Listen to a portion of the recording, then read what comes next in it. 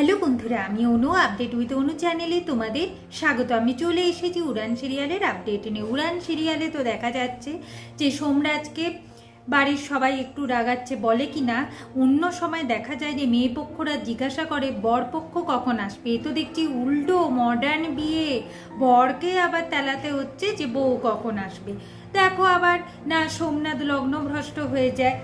এইসব শোনার পর সোমনাথ খুব রেগে যায়, সবার সাথে একটু বাজে ব্যবহার করতে থাকে। বাবা কিছু বলতে গেলে বাবাকে বলে আমার বিয়েটা যদি ভাঙে মহারাজ আর পূজার বিয়েটাও আমি ভেঙে দেব। বাইরে দেখেছো এলসিডি টিভি আছে, সেখানে তোমার সমস্ত কীর্তি ফাঁস করে দেব। এখন মহারাজের বাবা তো একটু ভয়ই পাচ্ছে। অন্যদিকে প্রিয়াঙ্কা অর্পিতার সাথে গাড়িতে করে আসছে, দেখে কিনা পাশে মহারাজ। প্রিয়াঙ্কা তো ভয় পাচ্ছে।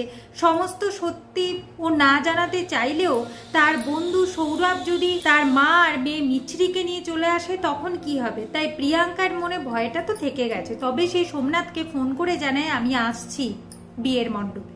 সোমনাথ আনন্দ পায়। এরপর সেখানে মহারাজ চলে আসে। মহারাজকে দেখে সোমনাথ ভয় পায়, বলে কিনা দরজা ভেঙে তুই চলে এলি। মহারাজ বলে আসবো না, দাদার বিয়ে বলে কথা। এরপর মহারাজ সবাই চলে গেলে তার বাবাকে জিজ্ঞাসা করে যে বাবা তুমি ভয় পাচ্ছ কেন, কেন আমার কাছে লুকাচ্ছ। তার বাবা বলে হাত পা বাঁধা, যেমন তোর সত্যিটা কাউকে জানাতে পারি না ঠিক এইটাও আমি তোকে বলতে পারবো না। অনেক বলার পর এখন মহারাজের বাবা বলে যে পূজার বাবার মৃত্যুর জন্য আমি দায়ী।